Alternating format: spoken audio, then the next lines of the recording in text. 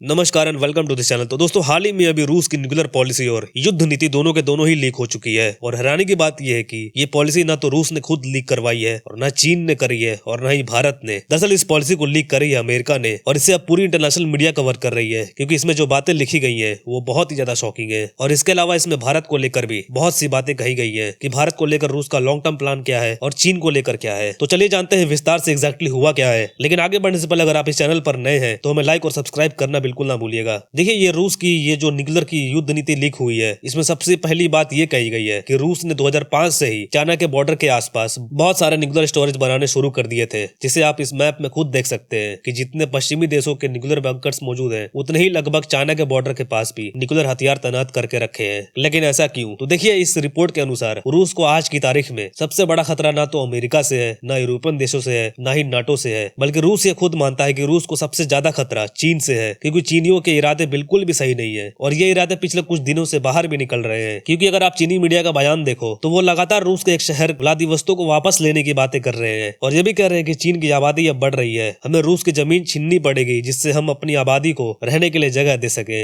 इसके अलावा चीन के जो तमाम एक्सपर्ट्स हैं, खासकर जो वहाँ के मिलिट्री एक्सपर्ट्स हैं, तो उनका भी यही मानना है कि हमें एक ना एक दिन तो रूस पर हमला करके उसकी जमीन लेनी ही पड़ेगी, तभी चाइना का एक्सपेंशन हो पाएगा। और इन्हीं सारी चीजों की वजह से चीन की सेंट्रल पॉलिसी में भी ये क्लियर कर दी गई है कि इन्हें रूस की तरफ एक्सपेंड करना होगा, रूस की जमीन लेनी होगी, क्योंकि चीन की कम्युनिस्ट पार्टी इस बात पर टिकी हुई है कि हमें अपना साम्राज्य एक्सपेंड करना है, चारों तरफ उसे बढ़ाना है और दूसरों की जमीन छीननी है। लेकिन अब सवाल यह है कि चीन रूस पर हमला कब करेगा? तो ये शायद उस दिन करेगा जब रूस बहुत ज्यादा कमजोर हो चुका होगा। इसलिए रूस को सबसे बड़ा डर है तो वो चीन से है। और पिछले कुछ 15-20 सालों में चीनी सीमा पर रूस ने अपने न्यूक्लियर साइट को लगातार बढ़ाया है। लेकिन सवाल यह है कि रूस चीन को रोकेगा कैसे? तो इस युद्ध नीति में जो बातें लिखी हुई है उनमें से यही सबसे मेन पॉइंट है कि चीन के खिलाफ रूस की रणनीति क्या होगी। तो इस पॉलिसी के अनुसार चीन पहले छोटे अटैक करेगा रूस पर, जिसमें वो टेस्ट करने की कोशिश करेगा कि रूस में कितना दम बचा है, रूस उसे कितना रेसिस्टेंस दे सकता है। फिर उसके बाद सेकेंड राउंड में मैसिव अटैक किया जाएगा। और रूस ने इस पॉलिसी में साफ लिखा है कि ऐसी स्थिति में रूस चाइना के खिलाफ न्यूक्लियर वेपन लॉन्च कर देगा।